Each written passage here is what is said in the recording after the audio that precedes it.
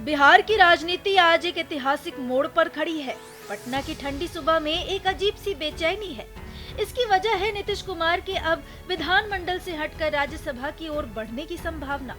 लगभग 2 दशक तक बिहार की राजनीति की धड़कन रहे नीतीश कुमार अब अपनी पारी समाप्त करने की ओर हैं।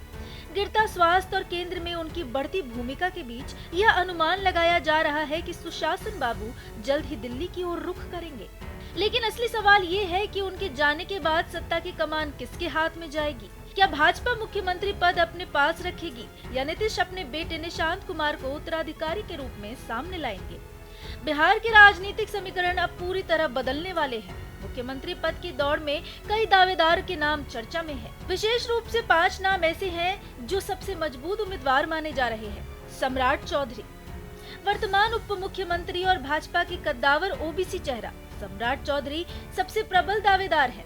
पार्टी के संगठन पर उनकी मजबूत पकड़ और आक्रामक राजनीतिक शैली उन्हें मुख्यमंत्री पद के लिए आदर्श बनाती है। भाजपा अब बिहार में अपने दम पर बड़ा भाई बनने की सोच रही है और इस रणनीति में सम्राट चौधरी फिट बैठते हैं। नित्यानंद राय, केंद्रीय गृह राज्य मंत्री और प्रधानमंत्री नरेंद्र मोदी तथा अमित शाह के भरोसेमंद सिपह सालार।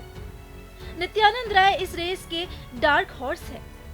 यादव समुदाय से होने के कारण वे भाजपा को लालू तेजस्वी के वोट बैंक में सीधा लगाने का अवसर दे सकते हैं। उनकी अचानक लोकप्रियता इस रेस को और रोचक बना रही है।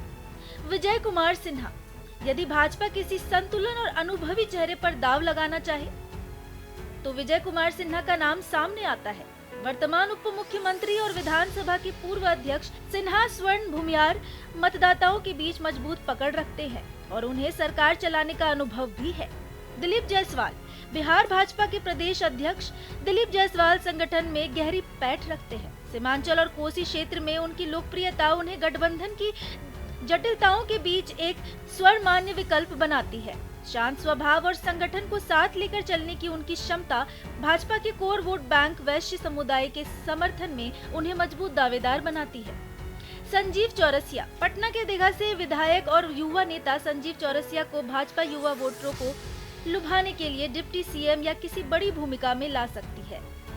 वे जमीनी कार्यकर्ताओं और पार्टी के कैडर में लोकप्रिय है और बिहार में नेतृत्व परिवर्तन के इस समय में उनका युवा चेहरा पार्टी के लिए रणनीतिक महत्व रखता है।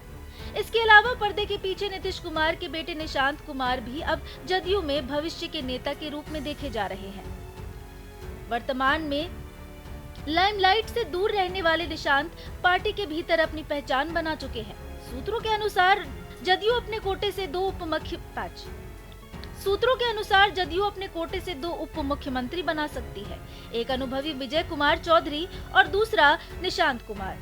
इससे पार्टी की विरासत और कमान दोनों सुरक्षित रह सकती है। राजद के नेता मनोज झा ने इस परिस्थिति को भारी रात बताया है और वास्तव में यह रात बिहार के राजनीतिक भूगोल को हमेशा के लिए बदल सकती है। मुख्यमंत्री पद की दौड़ में दावेदारों के चयन के साथ ही बिहार की सत्ता की दिशा बदलने वाली है। बिहार में सत्ता हस्तांतरण की यह घड़ी राजनीतिक विशेषज्ञों और आम जनता दोनों के लिए एक बेहद संवेदनशील और रोमांचक समय है। यह तय करना कि अगला मुख्यमंत्री कौन होगा केवल पार्टी के नेतृत्व और जातीय समीकरणों तक सीमित नहीं है, बल्कि बिहार की राजनीतिक भविष्य की दिशा तय करने वाला मोड़ है।